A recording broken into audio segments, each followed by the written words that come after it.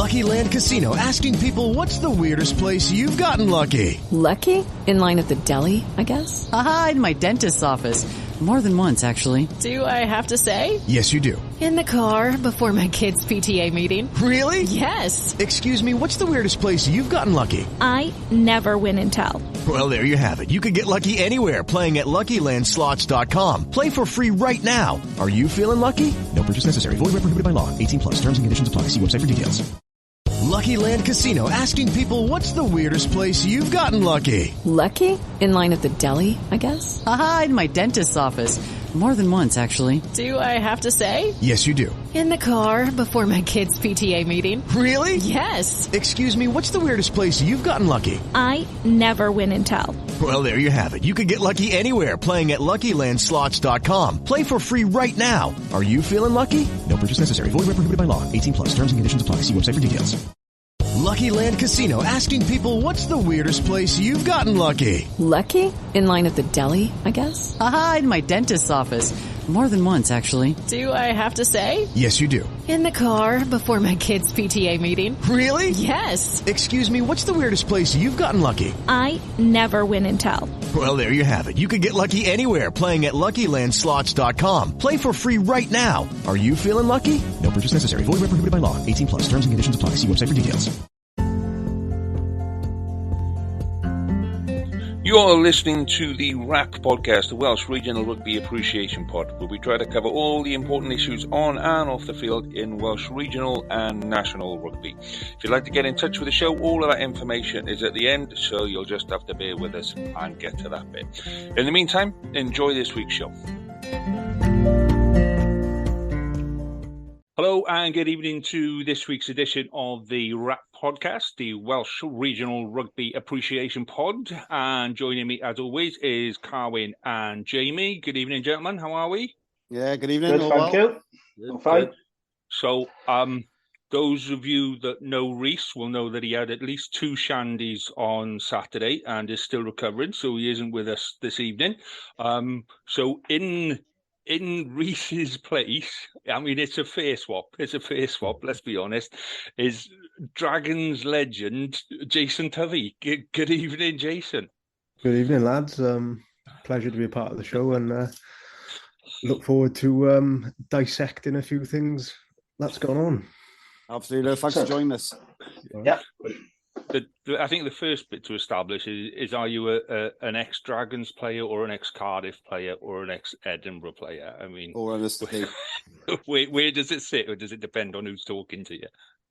Yeah, well, yeah. Good. We'll skip over that one. We'll stick to Dragons legend. Yeah, that's the one we prefer. Yeah, because Jamie's here, we'll stick to Dragons legend. So, what did you make of the game on the weekend, Jace? What did you take out of that game? I think there's a lot of frustration there. You can see. Honestly, I don't know what the game plan was. I felt like we were kicking the ball every time we had it.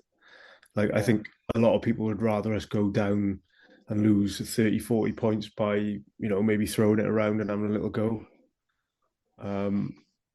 Especially this time of year. For me now, I think the World Cup's a bit of a write-off for us. We got that, you look at the back line we had Thomas Williams at 9, Owen Williams at 10, you had Joe Hawkins and Mason Grady, Josh Adams, Zamet, and Halfpenny. That back line should be tearing it up. Give them a bit of freedom to have a crack, and I suppose the one issue is do we have enough gain line ball carriers in our pack? It's tough for backs when you're behind the gain line all the time. So you can kind of understand why we're kicking the ball quite often, but I thought it was quite obvious who was kicking all the time. We were literally slowing it right down. Freddie Stewart had a field day at the back, didn't he? That's rightly deserved man of the match as well. He took everything. I thought we had lots of opportunities to run it. Where they were jogging back, just trying to set rather than going right. There's the ball, send it out wide. Let's go. Yeah, create something like. It's one of those. I'd rather us go down fighting, having a go, than just playing the kind of boring Gatland rugby that we played for 12 years, which worked, but we had the players to do it then. I think now we've got ball players. Let's use them and give the ball to our. We've got two of the best wingers in world rugby. Let's get the ball to them and give them a bit of time on the ball and a bit of space, and let's see how many tries they score then. But you could see that when Thomas Williams did make the break, when he took a quick tap penalty just before half time, and he made 20, 30 meters, and the man on his shoulder was Ken Owens, a bloody hooker. Do you know what I mean? Yeah. And you're like, he must be the second slowest person on the pitch. Why is he the one that's following him? I think that's the frustrating thing as well, because that is Tom's game, quick taps. But the worst thing is, at that stage of the game, it was probably the wrong decision. But right. I think he took that quick tap more out of frustration that he's not been able to have the freedom that he's used to with Cardiff, and we know what he does for Cardiff when he's in a bit of open play. He's one of the best nines in Europe. But do you see anything building? I know we're only like 2-3 games, whatever, into Gatland's second era. But do you see anything building? Do you see anything improving at all? Obviously, I thought our defence was a lot better. But was that because it was Wales, England, and Europe for a little bit more, and everything that's gone on in the week was emotions a lot higher. At the moment, I can't see where our attack's going. Is it any better than what it was when Stephen Jones was there? No. I'd say it's probably a little bit worse. Like, we've probably gone backwards, and we're not trying things. At least we tried a little bit when Pivac was there, even though it wasn't the greatest. But we got some good youngsters coming through now. Jack Morgan, Raphael, Hawkins, and Grady. If we can build, we need to start building a squad around these boys for the next 4 or 5 years, ready for the 2027 World Cup. Yeah, I was looking there. You say about the youngsters coming through, and he's a few of them are now being released back to the squads for this weekend. I don't know why no one was released last weekend, but then you got Kieran Williams and Rhys Davis now coming back to the Ospreys, and Kieran hasn't had a look in yet, as in team selection, and those are two solid lads to have in your team. What's your thoughts on them letting them go back to the regions now this weekend, and also not having to have much game time either? Well, it should have happened the first week. Yeah, I thought it was. I just think it's quite selfish of them not releasing these boys, and what they'll end up saying then, is they're not match fit. Well, yeah, you kept them back 3 weeks, holding tackle bags, doing nothing. What do they expect? Is you do all the fitness you want in the world, but nothing ever comes down to match fitness. So for me, I just thought it was quite selfish, and it was harsh on the regions. Yeah, especially with some big games coming up as well after the Six Nations. Well, especially for the Ospreys. Yeah, with Saracens and everything. But I thought the back line was quite static. Watching on the weekend. Also, I was there as well with my daughter. She loved it. It was her first Six Nations game. But just from my point of view, I just thought it was static. And I thought, like you said, I thought they could have thrown the ball around a bit more and tried to create a few more chances, which I think they did in the second half when Tompkins came on. Yeah. I thought he sort of helped improve the back line. But I don't know. I know we're building towards the World Cup. I think the next 2 games are a complete write-off. I think we've got to go throw the lads in there, give them every chance to show what they can do. Because Gatland keeps reminding us he'll have more time with them towards the World Cup. But he's got to get these boys on the pitch, give them that experience of these big games, I think. Yeah, I agree. Jamie? Yeah, I was just thinking about what you were saying about the attack then, Tuv. It's 3 tries in 3 games, and it's woeful, isn't it? And like you, I didn't know what the game plan was, and I know there were 2 areas I think Wales really lost out on. I think the kicking ball was one of them. And I can understand why teams kick a lot now, but it became pretty certain quite early, didn't it? Freddie Stewart just mocking up those high kicks. And you're thinking, well, okay, maybe now we need to try a new tactic because it just wasn't working. He was just catching them all day for fun. but we kept on persisting when it wasn't working. It's like we got no plan B plan A's not working. So where's our plan B? We didn't have one. And we lost the breakdown battle as well. We got turned over far too many times. And for me, I love Justin Tipuric. I've waxed lyrical about him on this pod. And he did play well for Wales. I think he was our top tackler. And he did have a good game. But I think going forward now, I think we got two options. We either start Tommy Raffel at open side, or we start Jack Morgan at 7. I think we need someone a bit of a fetcher to break down more of a poacher. But yeah, those are the two areas I think Wales are particularly lacking on. And the physicality, we just not winning the collisions, are we? We haven't, like you said, we haven't got the ball carriers. We're losing collisions, and there's a lot of work to do. I think we're missing an out-and-out 6. Someone who just goes around trying to hurt people, tackle. Like a Courtney Laws type of player. Yeah. Puts the odd couple of big shots in, whether they're on time or late, I don't know. But we need someone like that, I think. And at the moment, there isn't anyone like that, and that's a game changer. Yeah, I think Shinzun is probably trying to base himself that way at the moment. I know he's only a young lad. He started off his international career, but I thought he played quite well on the weekend. He's athletic and he gets around the park and he does put in some big hits and he makes yards. Whereas then you got someone like Adam Beard. I say he's 6'8", 20 stone, but he makes about 2 yards. I don't get the logic with it. He's huge. Why can't he make 5 meters? Yeah, that's. I like the fact that you want a 6 who wants to hurt people. For me, that's what a good 6 does. He finds the weak spot and attends the rib cage, and he introduces the shoulder to the rib cage and he leaves it there. Yeah, I think for me that's a 6's role. Don't worry about anything else. Just go and smash a ruck. All right, you've got to do it different this day and age now because of the head concussions and stuff. But for me, a 6's job is go and hit rucks. If you get the ball, carry it hard, and then you smash people. Like Moriarty would be perfect. I was going to say, we got that guy. He's now in the Wales squad. It's Ross Moriarty. Exactly. He would be perfect for the way he's playing for the Dragons at the moment. Every time he's got the ball, he's running hard at people, and he's running to hurt people.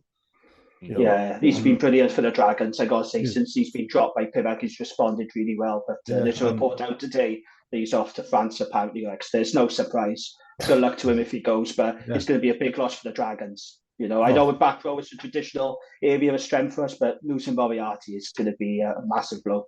Well, it's the same as losing Will Rowlands as well, isn't it? Yeah, it's a double whammy. Yeah. But what can you do? We haven't got a budget to keep hold of him, have we? No.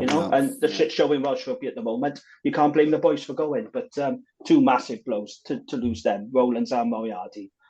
Yeah. So who would your backline be for the Italy game? Me? Yeah. On the spot. Quick fire round. Do you know what I'd do? I'd bring Jared or Costello in. Okay. With Thomas. I go the same 2 centres. I give them 2 a bit of time to, get used to each other. I'd probably go, Zamek, because he's a finisher. He can turn a game. I'd probably go Jadzi. Just because it's consistent, he really has a bad game. Would you put him at fullback or keep him on the wing? I was just thinking about that. Do you know I'd put him at fullback? Yeah. Yeah. Do you know what? Actually, change that. I put Mason Grady on the wing, Josh Adams at fullback, and Tompkins in centre.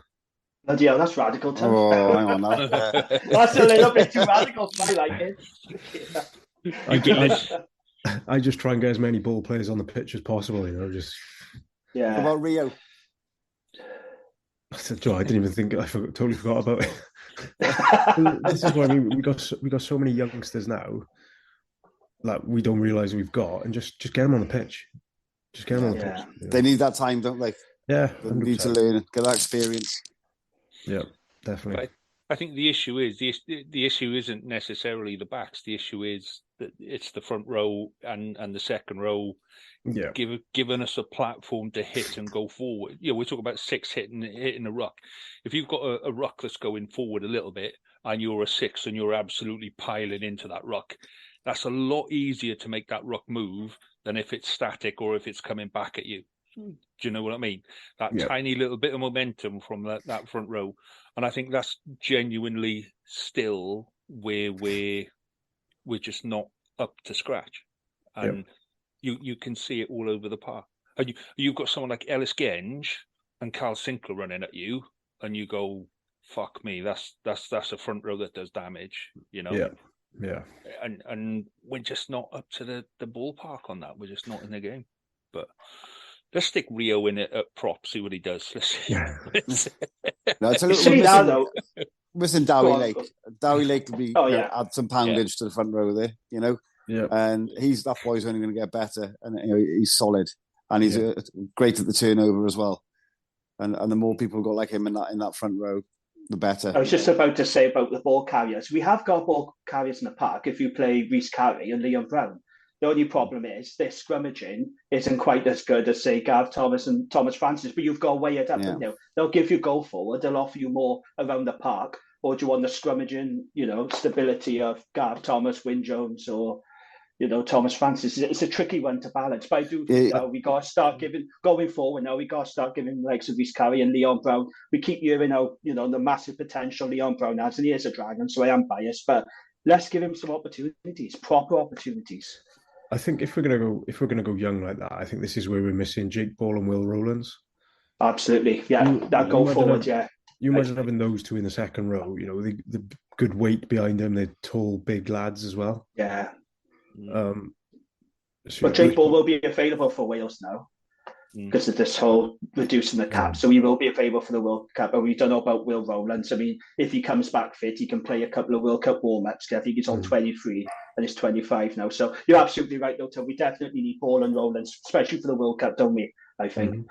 But we're gonna get Ball fit. I mean, he's out in Japan. He's on a barbecue after every game with a couple of pints. Isn't that how it works out in Japan? Perfect contract then. Oh, absolutely. Well, let's move on to contracts then. Let's leave Saturday's game where it is, and let's go back a couple of days to last Wednesday. Was it last Wednesday they came out and said, or Thursday? Yeah, Wednesday, wasn't it? It was Wednesday, yeah. So that was meant to put the end. That was meant to be the full stop for the shit show that's been the last kind of 3 years, 10 years, 15 years of Welsh rugby. What's your take on it, Jace? We got some very incompetent people running the WRU. Yes. Mm. Do you want to name stuff? I don't think you the current need CEO. Like, how you can't tell me that the WRU is not generating enough cash to be able to supply 4 regions with enough money to pay salaries for good squads, compatible squads. Is it 5.2 million? Yeah, 5.4 million for the first year, and then I think it drops to 4.5 million in the second year. We can't be competitive on that, can we? How in the hell do they think the region is going to be competitive on 4.5 million? The issue I got with them is the fact that they made, whether there's a contract involved or not, that they pay 80% of the national squad, 38 or 36, however many are in that squad. 38, How can you tuck the regions up like that now by saying, "Oh, we're not going to pay them"? Yeah, because some boys are earning good money. That probably takes $1 million out of the budget already before you've even started. It's a disgrace, and it shouldn't be allowed to happen either. And this is why everyone's frustrated, because the region's getting absolutely tucked up by the WRU. Yeah, and they're making 9 million per international, possibly 10 million per home international, aren't they? and they've pummeled a load of that money into a hotel that no one wanted and no one needs. And they're putting their money in the wrong areas. What summed it up for me was Sam Cross's statement. They're holding like 4.2 million back for boxes. Yeah. Hospitality. Yeah. What is that? Like, who comes up with these ideas? What idiot is in charge of that? Oh, that is shocking. We need to save 4.2 million just to do our boxes out. As long as they've got chairs in a cupboard in there, who cares? Like, The beer fridge, happy days. It's absolutely pathetic how you hold that much. There's an extra £1 million a region there. What is going? Like, I just really don't get it. We keep being told that this is £100 million a year turnover business. So you're only going to give 20 million of that to the clubs, to the regions in total. Mm-hmm. So there's another 80 million there a year. Yep. That's doing what exactly? Because grassroots clubs aren't getting it, and schools and colleges aren't getting it, and it sure as fuck doesn't cost that much to run the stadium for the year. But so where's the debt's pretty much paid off as well now, isn't it? I think it might be. They were definitely talking about that a while ago, weren't they? So even that, like, even if it was still going to regions and schools, say there was another 20 million gone in there, which it end, but you've still got 60 million. Like, and that's year on year as well. What is the issue? We're giving clubs an extra 2 million quid, 8 million a year. Yeah, it's absolutely ridiculous. I remember the first meeting. So when I was at Cardiff, I think he said the Blues then, when I was at Cardiff. Oh no, say the Blues. It's really Blues is fine. Oh, wake up Twitter. Jamie does it on purpose. No, I don't. Slip of the tongue. Nigel Walker first come into the meeting, and he was like, "Oh, I want to make us competitive," because I'm sure he ended up on the Cardiff board to start with. He was like, I want to make us competitive, with like everything wants to be more professional. I want us to be honest and all that. It's like, where the hell's your honesty? Like, like the funny thing was, I put something out on Twitter about him a couple of weeks ago, and he come back at me a bit, but he doesn't realize I speak to people. I know things like, I still got good contact, like good mates in the game, and there's a email trail of him agreeing to the meeting and then cancelling the meeting to go and a bloody dinner with the sponsors. Like, it's a joke. I won't make it. I did enjoy you calling Nigel Walker a pleb on Twitter. Very subtle, that was, mate. I quite like that. It's just one of those, though. I just feel sorry for the boys. They're getting absolutely bummed. Yeah. You can see on Ken's face when he's been interviewed after the match, like, absolutely dejected. Yeah, they've all, like you can't blame them. They've given up. They've just given up completely. Like, their heads are gone. I'd be the same. Like, I'm one of those. I'm one of the type of people who I kind of be like trying to push the regional boys now. Just to, like, screw it, we'll strike if they end. Yeah. Why should we put our bodies on the line week in, week out when we're the ones getting tucked up with 30 grand contracts, for example? Yeah, I was actually going to. Sorry, I was just about to ask about that, the 30 grand thing, because there's a report in Wales Online today from Ben James, and he was reporting there's a dozen players at Cardiff currently earning up to 250k a year. Now they've been told the most they could be offered for next season is 30k. 12 Cardiff players, some of whom are internationals, experienced regional players, were called into individual meetings with bosses last Thursday when they were told there simply isn't enough money to offer them anywhere near what they're currently earning. I mean, what did you make of that? That's shocking, isn't it? 30 grand a year for a professional rugby player. To be fair, it's one of those. You can go and earn more playing in the Prem and then getting a job on the side. Like, yeah. What?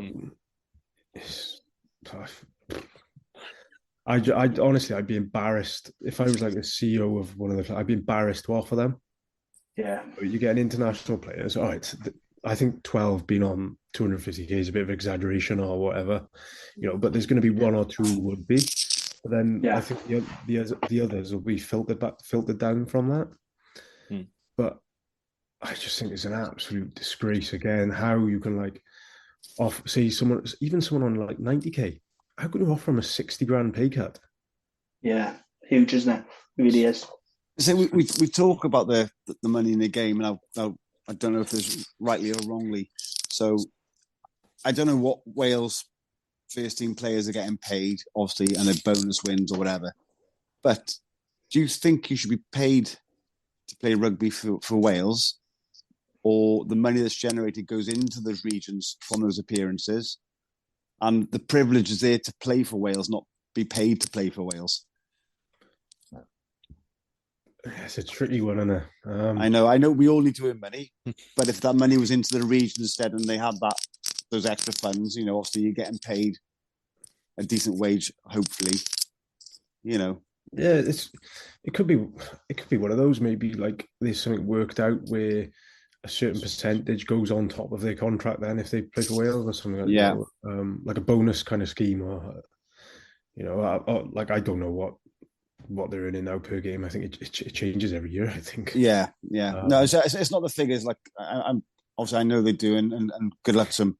But I just wondered if there was another way that could. Yeah, like I said, I think maybe try a little bonus sort of scheme. If you play one game during the Six Nations, you might get like on your next year's contract, you get an extra 10 grand or something like that. Yeah, but I don't know, something. There must be a way of sorting finances out. Yeah, no, absolutely. But doesn't a lot of it just come down to trust, though, and the trust between the WRU and the regions and the players has just been kind of shot to hell. There just isn't.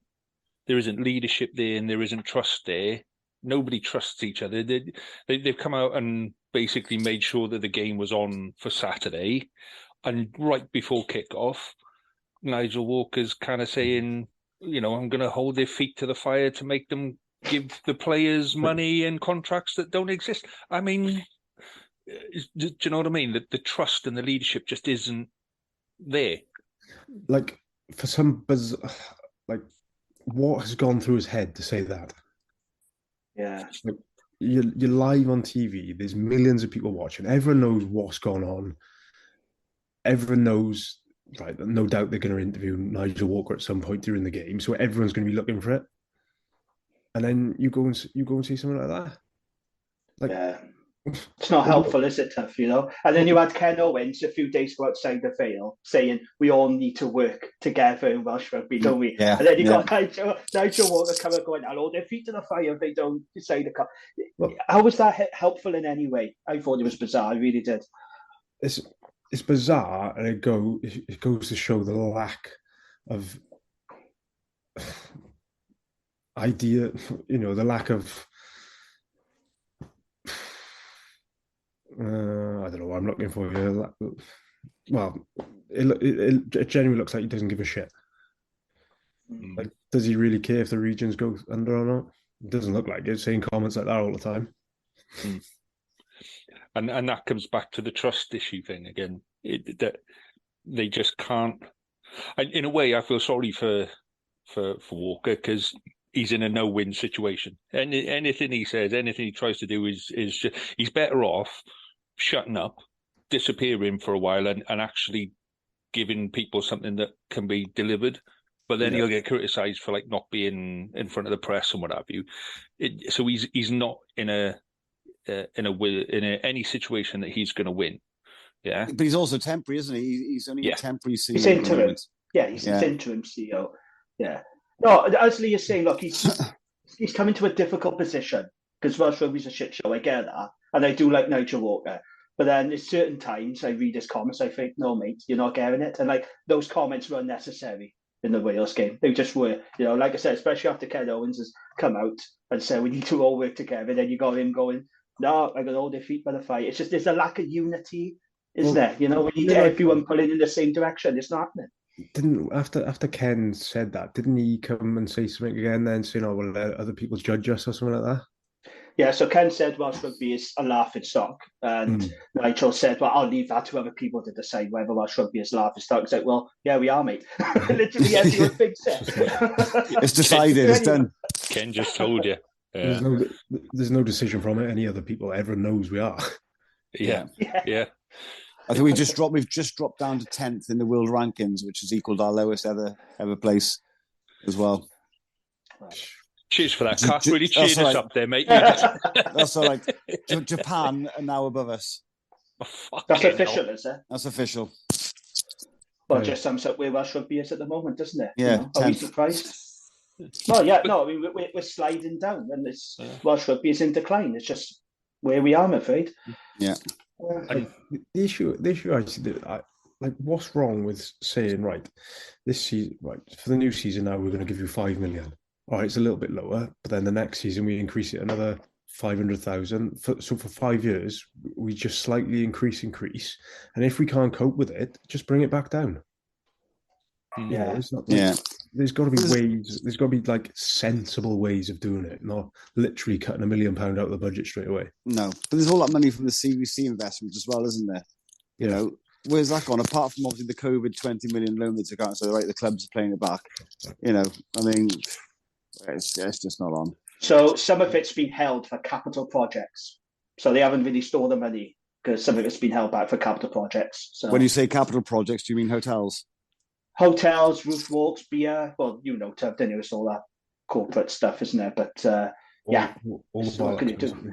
Yeah, that should be going into Welsh Rugby. Full stop. That should be helping our teams. Yeah, and the rest will take care of itself. Mm. You know, rugby comes first. Here's a question for you then, Tuv, because you know, a lot of people have got their own ideas about, you know, how to improve Welsh Rugby. We had people like Sam Warburton and Jamie Roberts coming out now. What do you make of this east and west nonsense? Cutting regions, cutting down to 2, cutting down to 3, North Wales. I mean, do you see any value in it, or do you think it's a load of bollocks? Well, it's bollocks cutting down for 2. You can't cut down to 2 because there's not going to be enough rugby for players who are good enough to play that level. You're going to end up losing them, you know. So you're not going to have a big enough. You're going to have a small player base of 30, 35 players in a squad. So where's the other 60, 70 professionals going to go then? Yeah. I can see everyone's idea about the 3 regions, but who goes? Who go? Like Scarlets are like, they're west and they take care of all like the, you know, all that area. Ospreys are one of the most successful regions. Cardiff's a city. It's the capital city. The capital, yeah. They're not going anywhere. You've got the Dragons, who was one of the biggest regions. Yeah. You know, so for me, you can't get rid of 3 unless you completely overhaul and change it. Yeah. But so why not give 4 a go, but fund it properly? Exactly. 4 properly funded regions. That's the way forward. If that fails, like, sign a 5-year contract. We're going to win 4 regions. We're going to fund it £7-8 million a year. If that fails, then we look at a new, you know, maybe we do go down to 3 then. Do you think in the next 5 to 6 years we'll still have 4 professional regions, in your opinion? I like to think we do, but I think this is all part of their plan. So you think the WRU definitely want to see a region formed? Yeah. A lot of people have said that. This has been said a lot now, isn't it? Yeah. I think it's just going to be survival of the fittest. I don't think they care who goes. I think it's just going to be the survival. Yeah. I agree with that. I think that they're just sitting there and going, if you put enough of them on the edge of a cliff, at some point one of them's going to step forward, and or the cliff will go. And I think what will happen is that team will get rescued, rebranded, and put up north. And I think that I know there's a lot of you know what Warburton calls the compass point thing, that, you know, how's it going to work, this, that, and the other. But it's the same as where we are now. You know, we've got too few teams in too small an area, all kind of pulling for the same supporters. We got Valley's boys who are just up in arms at anything because they want a region there, but when they had one, they didn't support it. And do you know what I mean? There's always this infighting against each other about who wants to be left, and the WRU are just going to go, well, we'll let you sort that out, and then when one of you screwed, we'll rescue you, and then we'll rescue and take him north. That's what it felt like for me as an Ospreys fan last week when no one was released to the team and we got absolutely pummeled by Munster. Who'd had a few guys released back to the region there, and we were completely second best. And it's like, is this a sign of the future? Like, are they trying to prove a point, saying one region may go and look at the players they haven't got at the moment? That to me just goes to show if these regions got an extra £1 million, they can sign 3 very good foreign players who they can build a team around when the internationals are not there. Yeah. Like for example, the old days when they had Tia, Jerry Collins, Spice. Jason Spice, Mark Bihola, Savia Rush, Ben Blair. That's when Cardiff was strong, when they had those. It was that bedrock of foreign players that's done them well. Yeah, absolutely. Which is why the Scarlets are doing okay now while the Six Nations are on. They've got Tia there, Sam Lucy. Fifita. What fucking decade are you in? You look at how much we rely on Sam Lousy and Fifita at the minute. There's at least one try a game comes from either one of those two directly, either an interception or a charge down, or they're directly responsible for at least one try in every game. And then you've got bloody Psycho at the back of a scrum, Cal Mahoney, who'll just run into a brick wall and 9 times out of 10 runs through it. But he's good for 65, 70 meter gain, in every game. And you put those 3 together, and you go, actually, that's something you can build a game around. Or 2 yellow cards and 1 red. But yeah, take your pick. But I'm building my game around it, mate. But the point is that they're there consistently throughout the season, and you know that they're going to be there throughout the season. Whereas as soon as somebody. You look at Jack Morgan, where the Ospreys go, right, this is the kid that we're going to build a team around, and then he gets pulled for a Wales squad, and you're not seeing him for half your season, and all of a sudden you can't build your side around him because he's just not there anymore. And that's I agree, when you've got those foreign players, you've got a bit of reliability. And Dwayne Peel said it after the game, after the Edinburgh game, he said it comes from having consistency in selection. He said, I'm basically selecting from the same 20 players for most of the rest of the season now, and just tinkering, and that goes to show how shit it is, though, because the WIU are expecting the regions to pay this money, but then the World Cup's in September, so the regions are not going to see their players. Then the Six Nations comes around, but these boys are probably only going to play the derbies over Christmas, I'd imagine. And then the WIU are expecting the regions to pick up the wage. Like it's I don't know. Are you glad to be out of the pro game now, Tev? I bet you're pleased to be out of it now, Yeah. I was speaking to the boys the other day. I was like, literally, I come in at the right time, just when it was still quite old school, and everyone was training up with tin sheds and stuff, and then literally got out just before the shitstorm. Like, and who are you playing for now? Ynysddu. Bit of fun with the boys now, and a couple of pints on a Saturday. Happy days. That's what it's all about. Yeah, exactly. I said all along, literally, when I finish, I just want to go back and have a few games with the boys and just enjoy it now. Like, it's. And to be honest, as soon as I hit 30, I hated rugby. Really didn't enjoy it whatsoever. What's that, Tev? Why did you just fell out the love of the game, or? Yeah, just got too serious. Like, we all want to win and stuff like that. But then, it was like we were doing like 1 hour, like 90-minute video sessions. She's just like, what the fuck's going on here? It's like just get out on the pitch and have some fun, throw the ball around, and like it just didn't get enjoyable. You're in it like, it's not the full. Don't get me wrong, it's not the full time 9 till 5, but you're in it like 8, and you're getting home at like 3:30. But you're just drained, and you just think, I'm done it. Like, I just been sat in a room for like 2 hours just watching videos. Like, didn't become enjoyable. And like the conditioning and weight side, like I hated the conditioning. Pre-season was the worst time of the year for me. But I never missed one pre-season. Unfortunately, I was always fit for pre-season. You never you never had a dodgy ankle or a bit of a sore shoulder for pre-season, Tuv, really? No, the problem is I couldn't afford to because I actually needed to do it. But yeah, just literally just got too much in the end and just really wasn't enjoying it whatsoever. Okay. Listen, moving on to the World Cup. We're going to go past all the Wales nonsense now. Who's going to win the World Cup? Who's your team? France. Purely because it's a home tournament?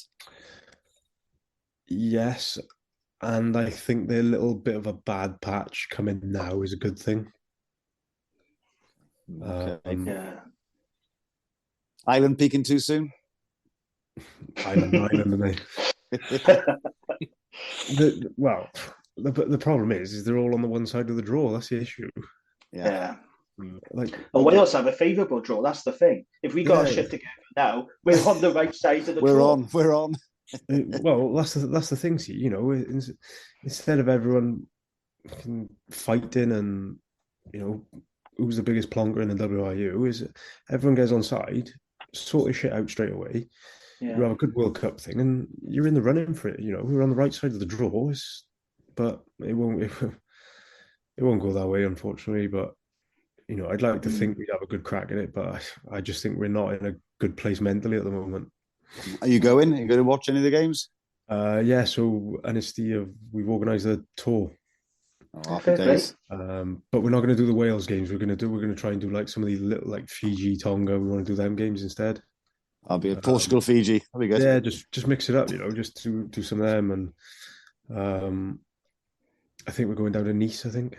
It's great down there. It's great down there. A couple of boys are doing 2 weeks. They've rented a couple of camper vans and they're doing the full circuit, like so. Yeah, I'm trying to persuade the wife to let me do that. That's not working at the moment. But that was I was a bit scared to ask that, so I just left that. I'll do a weekend, love, no problem. Especially when my nephew shows me the period. He's got 2 tickets for the final and 2 for the bronze final. Oh, I'm like, so you're going to give them to your uncle? You're going to, you can take me now. But that was expensive as well, mind. Who would you boys reckon? New Zealand. You reckon? Yeah, I think they're going to come out of the blocks firing. You can never write them off. Yeah, see, I'm going Ireland. I just think they've been so pissed off and they've got this label of the quarterfinal kings, and they'll take some beating. What about Australia under Eddie Jones? No. If they still had Jamie Joseph, I would have said yes, because I think they were starting to come good. Like, you look at they basically played a 4th team against Wales, and they battered us. Like, yeah. Well, you know about Dave Rennie, wasn't it? It was Dave Rennie. Australia. Yeah, Jamie Joseph is Japan, and Japan. That's right. Yeah. South Africa for me. I don't know why. I just got a feel about South Africa. They're always there. They're about in the World Cup, and I think they'll be a big threat. South Africa or France. Will we see any shocks this year? I think Fiji have got the best shot really with us, haven't they? Wales eliminated from the pool stage, but would that be a shock now? I don't know. It would be a shock. What about Georgia? Yeah. It could happen. But Japan are playing really well at the minute as well. Japan are due another couple of shocks. I love watching Japan play. Yeah, they're great to me. They're unbelievable. Like, their ball handling skills they're not known for the rugby until the World Cup in Japan, which just got. They weren't known really for the rugby, and they're just like unbelievable. I love watching them play the way they play the game. Proper fast, open rugby. Oh, unbelievable! Like that's the type of game I think with the backline Wales got that they should strive to look to play. Yeah, it'd be nice to see. We can only dream. But, absolutely. Yeah. So a quick question then, Tubbs, about stepping down to the community game and all of that kind of stuff. So, how many drink forfeits have you had so far this season for trying to be a smart ass and it not quite coming off? None yet. So I don't believe that for a second. I tell you what we had the other day was so we played Blackwood in a local derby, and the ref was from England because they were trialing. So there was 3 refs come from England, and then 3 went over to 3 Welsh ones went over to England. They were trialing something. So the ref to us was like, "Oh, how do you pronounce your team name?" And our captain went, "Oh, Ryan." He thought he said, this is what I'm dealing with here now.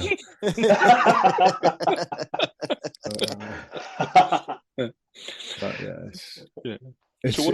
it's a good laugh to be fair. And do you know what, I was a little bit nervous to start with. I was like, oh, a team's gonna like target me and just be arseholes and all. But you know, I've played Pilloway, and to be fair, they were brilliant. Like the boys on the pitch were brilliant. Even the fans on the side were good as gold as well. Obviously, you get a little bit of shit off them, but literally in the clubhouse, it was class. Like, you know, back to the reason that you wanted to play rugby in the first place. Yeah, exactly. Just, you know, having a bit of banter on the field. You know, literally, we run out for kickoff, and the number 8's gone, "Let's end the arms park now." Literally straight away, I was like, "Oh no, here we go now." No, it was. It's been frustrating in a way because I got to realize what you know I'm playing. You know, I'm playing. Boys are playing for fun now. But you know, loving rugby again. You know, good stuff. That's what it's all about. Yeah, it's quite a shame. Like, you know, have you seen the New Zealand model where every now and then the internationals go back and play for like the local clubs where they come from just to get fit and all that? It's a shame. Like, you know, the regions maybe don't do something like that. You know, I know obviously we got the Premiership and stuff like that, but you know, it'd be good. You know, maybe go back to your roots. You know, five games a year, you can go back. You go back and play for your club, and you can pick when you want to go or something like that. You know, just try and keep the community game involved as well in some sort of way. Yeah, you mentioned the Premiership, then, Tav. Do you think it's fit for purpose as a development tool? I think we could do with cutting the teams down. Okay, yeah. What is it? Is it 12 teams at the moment? Yeah. So what would you cut it down to then? 10 or 9? How would you want to do it? I'd start with 10. I think cutting it to 8 straight away is going to be a hefty blow. Yeah. But I'd start with 10, and then, you know, I think what you'll find then is players may leave that, they'll drop down to the Championship. The Championship comes a bit stronger again. Championship players drop to Div 1. Div 1 comes stronger. You know, hopefully it would filter down. But again, you know, that's just me throwing something out there, which might work, it might not at the end of the day. But I think we've got to try something to make Welsh rugby stronger below professional rugby as well. Yeah, there has been that criticism, isn't it, that the gap is too big and it's not quite fulfilling that gap between the Premiership and URC rugby. Yeah. Well, what I was told last week was that URC squads will be limited to 40, and so whether the 40 comes first or the pay cap comes first, whichever one you stop, with 20 academy players, and at least 2 regions have said that academies will only be players now who are game ready. So you're only in an academy if essentially you can step into that first role.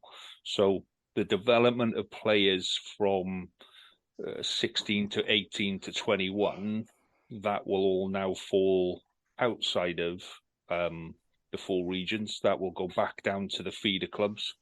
So for Scarlets, that'll be Carmarthen Quins, Leslie and Llandovery. And they will come up through effectively, you know, the academies in the Premiership. And once you've proved yourself in the Premiership, you'll get taken on as an academy player in the URC or in one of the regions. But you need to be ready to step onto the pitch from day one. That's what I got told last week as the model that's going to go forward. Interesting. How do you think that's going to? I don't know about you boys, but how, obviously, your son was in the Scarlets Academy, yeah? Mm-hmm. How, so for me, I found it bizarre how they just finish a pre-season block. You come to the start of the season, they play 3 games, they get bought out for a conditioning week. I'm like, you've just done 6 weeks of pre-season. Like, what? Like, surely you should just be playing rugby now. Mm. Like, I was in there, like, obviously, I'm talking, I don't want to say how many years back when I was in there, but I was playing Wednesday for the school sixth form team, and then Saturday I was playing for Newport. You know, like they weren't worried about how much rugby I was playing; they were just wanted me to play rugby. Mm. And the same when I was playing, used to play. You train with the county on a Tuesday, you train with the youth on a Wednesday, you train with the school on a Thursday, you play for the school on the Friday, you play for the county on the Saturday morning, and you play for your club side on the Saturday afternoon on a busy week, you know? And you got battered senseless, and I've still got injuries from it now, but no, mate, you've always looked like that. But I think you learn more by playing those games, but it's how much skill development, how much physical development are the young kids now going to get. Yeah. They're constantly in gyms, which frustrates me so much as well. Yeah.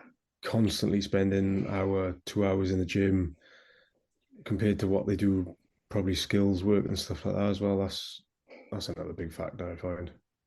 But then you watch Wales 20s and Jesus, I've never seen anything like it. Yeah, they've got some good lads in that under 20s team, and some cracking skills as well. You know? But like to me, that goes to show they've been given the freedom just to go and play rugby. You know, don't worry about what happens. You make a mistake, so be it. You learn the next time. You won't do it again. You know, well, that's how it should be. Learn from mistakes, move on. You know, and just enjoy the game. Enjoy playing rugby. Yeah, definitely. It looks like they are like, all right, the results are not going their way, but Jesus, it's entertaining to watch. Yeah, no, absolutely. I'm looking forward to watching the women's rugby, actually, the women's Six Nations, because they are cracking games. They I totally forgot they're doing their own standalone Six Nations. I think it's at the end of March, and it's only £1 or £5 for people in clubs to go and watch the women's Six Nations. That's good. This is the issue. Like, even though it must start in 3 weeks, probably 3 or 4 weeks. Yeah, the men's. I've seen no publicity about it at all. No, and there should be. And they're on professional contracts as well now. Yeah, and it should be flying. They should be on the TV. It should be banners around the city saying, come and support the women. And they deserve that. They deserve the plaudits because they're cracking players as well. And it's a lot harder to make it in the women's game than it is for you've got all the same issues that you have in the men's game in terms of competitiveness and this, that, and the other. But in the women's game, you've also got to fight against the attitude of the old guard at the same time. And even with all the stuff that's changed now and what have you, that attitude is still there in clubs, and it's still, you still hear people saying, I'm not going to watch that. I don't like the women's game. I don't like watching women play. And you're like, come on, man. We've got a women's team at Ynysddu, and to be fair, whenever there's games on, they've always got a team out. Results end going their way, but you can see they're out there just having a good laugh with each other. That's it. My daughter's just started training with Cardiff Harlequins under 14. She's only 11, but she's tall for her age. I'm watching those young girls train.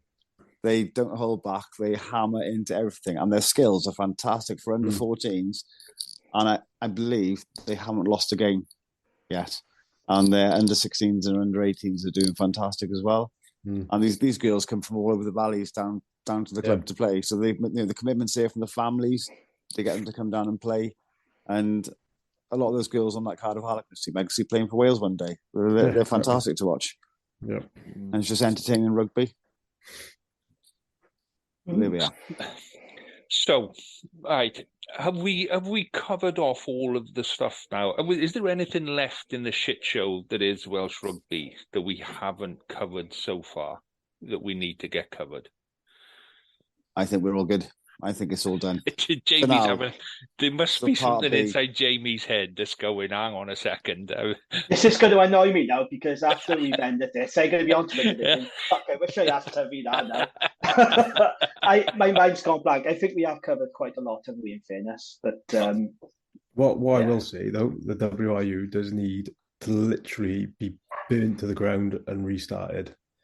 Every single person on that board needs to justify why they're on that board in front of an independent panel or wherever it is. We need the right person in the CEO job who knows how to run multi-million-pound business. Yeah. And we need the board members. We need the board members in there supporting them and not just in it for themselves. How confident are you that the clubs, because the EGM is next month, how confident are you, Tov, that these clubs are going to vote through the changes that are so badly needed, the modernisation of the WO? Do you have faith and confidence at this time the clubs will do the right thing and get it? You're not?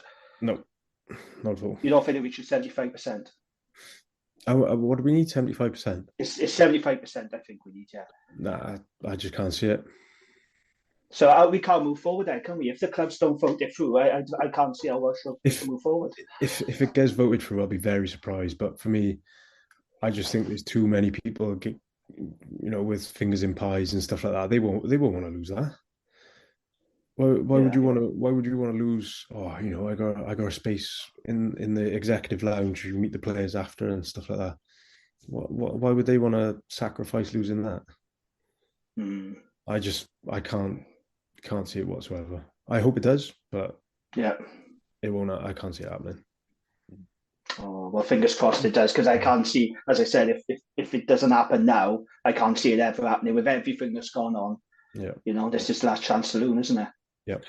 Well, when you throw all of that in together, when you throw all the governance shit, the contracts, the misogyny, the racism, the general mismanagement of Welsh rugby, that is all there now, and it's all kind of come into a head now. It's one of those things that when somebody kind of puts their hands up and says, I've got a problem, then there's another 3 problem, put their hands up and say, and all of those problems come together. If we're not going to make that change now, are we ever going to make that change? Do you know what? That's what I'm asking. Yeah. If not now, then when? If not now, when? That's my concern. Yeah. Just don't know where we go from here. We can't get any worse than where we are now. With everything that's happened, we cannot get any worse. So now is the time for the change. Yeah, because it has to be. Like you say, it's not going to happen any other time, because we're not going to be in a worse place than where we are now. Hopefully not. Yeah. Who's below us in the international table, Carwyn? We're now below Japan. So it's Fiji, Georgia, Romania, Poland, Germany, Belgium. Those types of teams. So it could go worse. Shit in hell. Yeah. It's look, it's onwards and upwards at the moment. It's only one way forward, and that's up. Yeah. Let's go with that. Let's go with that. Yeah. I like your optimism. It's hard though, isn't it? It's so hard to be optimistic at the minute. Even I'm a Scarlet supporter, and Scarlets are on a bit of a run at the minute. We're having a good time of it. All right, you pack it in. You've had a good run. So what? I'm making the most of it. But that's what I'm playing this weekend. Munster, it's still difficult to feel positive about Welsh rugby. And it's hard. Yeah, you tell me that after Saturday now when you've played Munster. Depending on what the score is, mate, I may well be phoning you up. But but the point is even when things are positive for being a Scarlet is a positive thing at the minute, it still feels difficult to get excited about.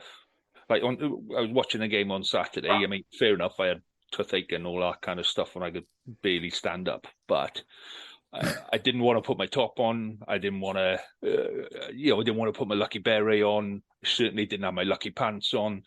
do you know what I mean? All the stuff that usually goes into a match day for me just wasn't there. I just could not get excited about Wales against England in Cardiff, and I think that's just, for me, that says everything about the game in Wales at the minute. It's beaten me to the point where I won't put my lucky pants on for a Wales-England game. That's how bad it is. Oh, boo bloody you. Try being a Dragons and Wales fan. See how you get on. That's hard work, that is. Sorry, Tuff, but you know what I mean, don't you? Yeah. I don't get to see many wins. I get like 3-4 wins a season. Wales are shit. Oh, it's depressing, mate. You've no idea how hard it is being a Dragons and Wales fan right now. No idea. That's what I want to say anyway. Do you still support the any of the regions, Tuff? Do you still watch games? Do you still get involved in them, or is it just purely community game for you now? Yeah, I'll still. I'm going down to the Cardiff Ulster game on the weekend, actually. A good game now. Yeah. Yeah, obviously, if people offer me freebies, I'll go. Like, yeah, we know the feeling. No, but I will. To be honest, unless I go live, I don't really watch it much on the TV. So, like I said, I just completely lost interest in watching it. What's he doing now? Well, he's got the spreadsheet. I got the spreadsheet up, boys, because we're talking about the weekend's games. I thought that would be an excellent way of introducing Tubbs to our prediction league. So Reese isn't here this week, mate. You get to guess the scores for the games this weekend. Okay, so let's start with Cardiff Ulster. Let's go with that. So what we usually do is we all usually predict the Dragons win just to wind Jamie up. It's not funny anymore. I don't know why you keep doing it. It's not hilarious, funny anymore. It's not. I'm actually going to go for Dragons win this weekend. They're playing. Oh, shut up. So, let's start with Cardiff Ulster. Who's going to win and by how many points, Tuv? When does this go out? It'll be out tomorrow morning. This will be out tomorrow. Do you know what? I'll go Cardiff win. Go on. Cardiff by how many points, mate? 4. 4 points.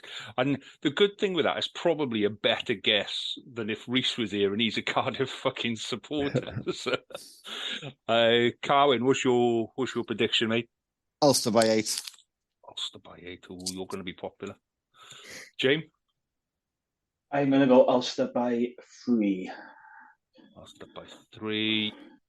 And I'm going to go Cardiff by 1. Just you put your neck on the line there, lads. Yeah. Put your neck on the line. Stretch that one out there. So, Friday night game, Munster versus Scarlets. So, come on then, Carwyn. You can go first on this one, you cocky little shit. Munster by 40. Fucking arsehole. Munster by 40. You just blew your weekend there, fella. Tubbs, what do you reckon on this one? Munster by 15. You boys, you're killing me tonight, honestly. Munster by 15. James? Well, I don't think it's going to be quite as messy as when Ospreys went out there. I do think Scarlets will put up a good fight, but I can't see them beating Munster. It's in Cork, isn't it? I can't see Scarlets pulling off a win in Cork. I'm going to go the same as Tuff, 15. Munster by 15. Munster by 15. Yeah. Bastards, the lot of you. Right. Well, I'm obviously going to go Scarlets by 5 just because I can. Fuck you. Right. I actually think the Scarlets Munster game is going to be a bit of a belter. You've got two teams that are actually playing quite well at the minute, and I just think it's going to be a hell of a game. So that's just my one on that. Yeah, cheers for that. Yeah. Right. Come on, Ospreys Benetton. Ospreys Benetton. Tov, what do you reckon on that one? How much are Ospreys going to get their asses kicked by with this one? I am tempted. Come on. I'll go Ospreys by 9. Good lad. He's obviously trying to get some tickets from somewhere. Carwyn. Ospreys by 7. 7. Jim. I'm going to go Ospreys by 8. Oh.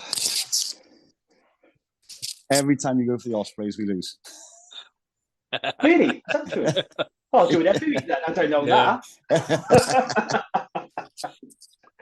Well, I reckon Benetton. I think they've got quite a few boys back from their Italian squad, and they're all on a bit of a decent one. So I'm going Benetton by 5 on that one. So Jamie, Dragons versus Connaught. A big one. No, it's not at all, is it? So Dragons got 3 players released from the Wales camp. So we've got Wainwright, Leon Brown and Bradley Roberts coming back, which is good. That's going to help us. Connaught are a good team. I got a lot of respect for Connaught. They are my favourite Irish province. They always put up a good fight. This is a pretty tough game, but we're at home. Wales players back. I'm going to be positive, and I'm going to say Dragons by 5. Holy fuck. So that means we're going to lose for definite now. We're probably going to lose for definite. When was the last time you predicted Dragons win? It was when we played Zebra. Did we lose that one? No, we won. We stuffed them. So we actually won that one, Tev. Wow, that seems like an age ago, mate. That seems Well, yeah, exactly.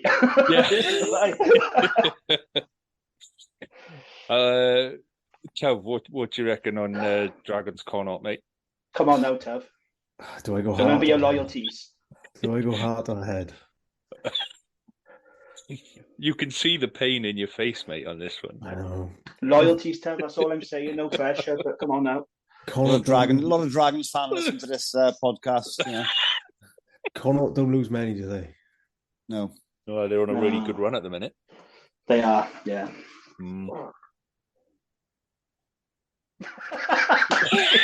He's really struggling with this one, isn't he? Yeah, isn't he? I'll just say Connaught then, Ted. Come on, I know you want to. He's desperate to say Connaught now, isn't he? Go on, then I'll go Dragons by 4. Hey! That's what I wanted to do. Carwyn. I'm going to say Dragons by 6. Dragons by 6. And yeah, I'm going to go Dragons by 1 as well, just to piss off Jamie. So... the Dragons win. They're going to lose now. They're going to lose by 40 odd. Like 50 odd nil. Oh, Christ. Oh, I can't remember the last time we all predicted a Dragons win. That's bizarre. It must have been Zebra. It must have been. No, I think I predicted it. I think we were in that stage where you just would not let me predict a Dragons win. And no, we're past that stage for you, to be honest. You've given up now, man. Just do what you want now. It's making no difference to results, is it? Let's be honest. So just crack on now. You'll be saying that my lucky pants have got nothing to do with the scoreline next, mate. This is crazy talk. Right, gentlemen. Thank you very much for your time tonight. So it's been an absolute pleasure having you on, mate. It's been yes, absolutely. Thank you very much. Cheers, Jace. Right. Yeah, anytime, lads. I'm always here to slag anyone off. You know. Happy days. Love it. And you couldn't get further away from Reese, who is the nicest person on the planet, without a bad word to say about anybody. And it's nice to have somebody going on. Yeah, I'm fucking having them. Yeah, they can have it. It's been good, mate. It's been good. And yeah, I wish you all the best for the rest of the season. Who's next for Ynysddu? Yeah, that's the one. Who's next for them? Top league clash. We got the Talywain. Home or away? Clash. And what's your prediction for that one then? Ynysddu win 23-10. Yeah, we'll tag them now. Have they got a Twitter profile? We'll tag them up on that. Yeah, we're having that, mate. Yeah. Travis, all the best for the rest of the season, mate, and everything else. And hopefully we'll get you back on at some point soon for another chat and slagging some people off. All the best, mate. Have a good one. Cheers, thanks, Jason. All the best. Cheers, buddy. Cheers, Ted. Thank you.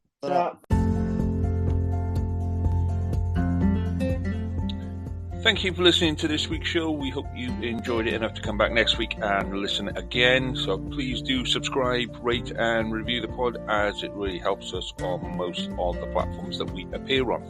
You can keep the conversation going on Twitter and Facebook by searching for us WRAP, WRRAP, or you can email us on welshregionalrugbypod@gmail.com. We'll be back next week to do some more of the same. We hope you'll come and enjoy us, and in the meantime, enjoy your rugby.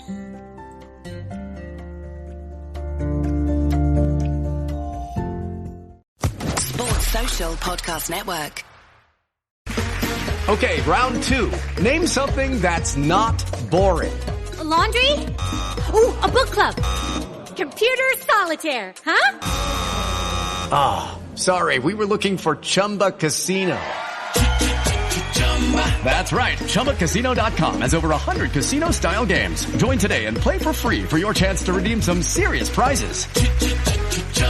ChumbaCasino.com. No purchase necessary. Void where prohibited by law. 18+ terms and conditions apply. See website for details.